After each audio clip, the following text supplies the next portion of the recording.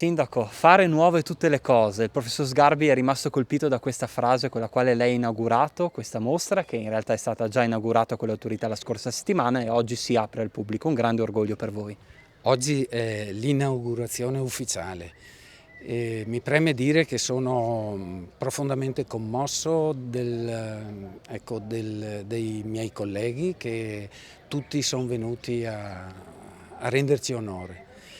Fare nuove tutte le cose vuol dire cambiare il proprio cuore, vedere le cose con una luce diversa, perché il mondo è sempre quello, noi siamo abituati al nostro paese, ma dobbiamo vederlo con occhi diversi e renderlo fruibile agli altri che lo vedono con occhi diversi dai nostri, con occhi innamorati del nostro territorio.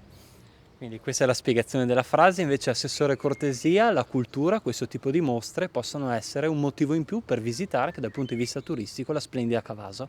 Certo, una delle motivazioni per cui noi abbiamo creduto a questa iniziativa è quella che possa essere un volano per cercare di riportare un turismo di qualità nei nostri territori. Come diceva il sindaco prima, noi siamo abituati forse alla bellezza del posto e non ci rendiamo conto di quante emozioni possa dare all'occhio del visitatore nuovo che può venire qui.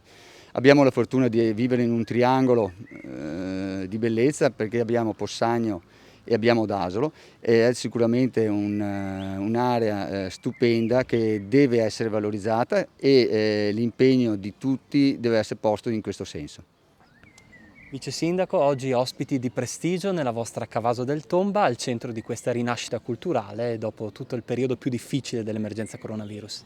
Sì, certo, speriamo che sia di buon auspicio questo 1° maggio, come detto prima in alcuni interventi, in modo da poter rilanciare sia il luogo e anche l'economia della zona, sia a livello turistico che a livello meramente, diciamo, economico. Ecco, la presenza anche di ospiti di prestigio dimostra la qualità della vostra proposta culturale, questa mostra, e anche proprio delle persone che voi avete scelto per curare tutti gli aspetti legati a questo intervento. Sì, mi lasciate fare un ringraziamento speciale a Moira Mascotto, che oltre a essere nostra paesana è anche la dottoressa che cura la Gipsoteca del Canova, e ci siamo affidati a lei proprio per far sì che l'evento venisse fatto nel migliore dei modi.